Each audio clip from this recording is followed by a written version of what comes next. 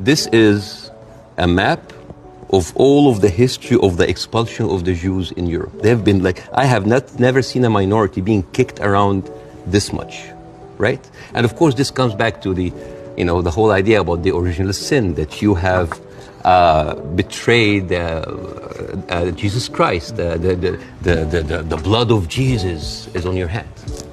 Then comes the 11th century.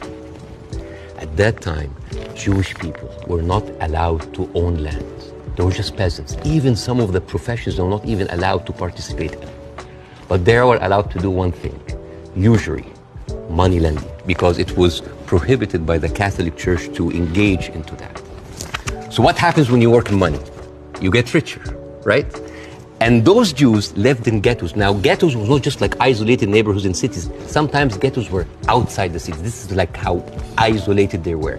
And in those ghettos, they have to pay gold to the mayor or the governor or the prince or the noble.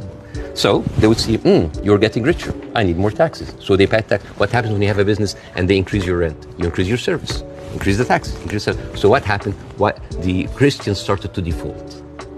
And suddenly, the image of the greedy Jew was created.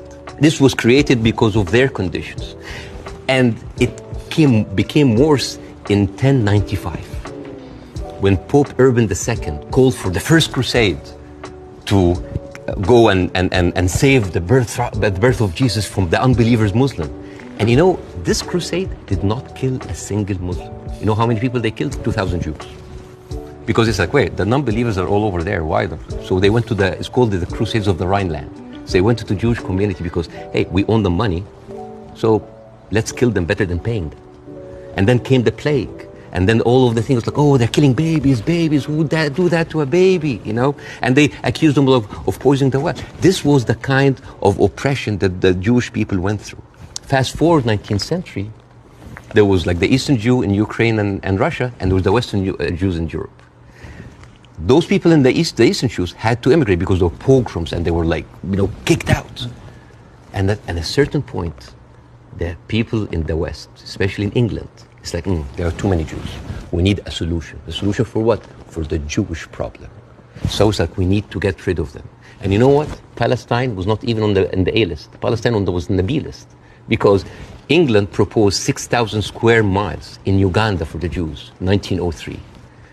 And the reason why Palestine was not on the list, that it was objected by a lot of rabbis that said, it's a promised land, but only when the Messiah comes. But there were other options, Argentina, South Africa, Uganda, Madagascar. And eventually, they said, all right, let's do Palestine. So they went to Palestine in 1914. There was 700,000 people living in Palestine, 3% were Jewish.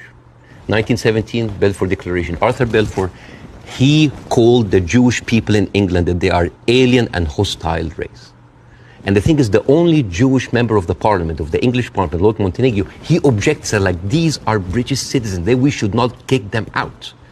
So they pushed them, but it was not going fast enough. Came the Nazis. And then it was not about the solution anymore. It was the end losing, the final solution by Hitler, because he needed an answer for the Jewish question, the Judefrage.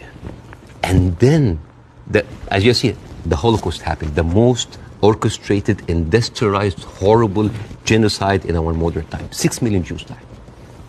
So it accelerated, and they went. First of all, they left East Europe, and they went to West Europe, and they went to America, and they were turned down, and they were pushed towards Palestine. So by 1948, right before the declaration of the State of Israel, there were 2 million people living there. Only 30% of them was Jews. So the whole idea of a land without a people to a people without a land was a marketing thing. They were already Palestinians. So suddenly, from our perspective, the Jewish problem is not a Jewish problem, is not a Middle Eastern problem, is not an Arab problem, it is a European problem. It was pushed on us together with the guilt, because now we are the anti-Semite. Now we are the Jewish hater. And not just that, they took land. And suddenly this was like a conflict, a hate, a problem that we didn't have to do anything with. This was basically pushed on us by the Europeans. You see, this is why it is important to say that. And I'm not saying that just let's wipe out the State of Israel, let's push them in the sea. No, but it's important when you talk about the conflict, that you talk about the root causes. Right? No, there was a vibrant Palestinian culture happening over there. And right now they are erasing this culture. Suddenly I'm thinking of Israeli feta cheese, Israeli hummus. Oh, that's an insult. Israeli hummus. Come on. I mean, take the land, but leave the hummus, man. I mean, come on. I mean, that's not fair. You are someone who's always spoken against culture, cancel culture. Right now, a whole culture is canceled.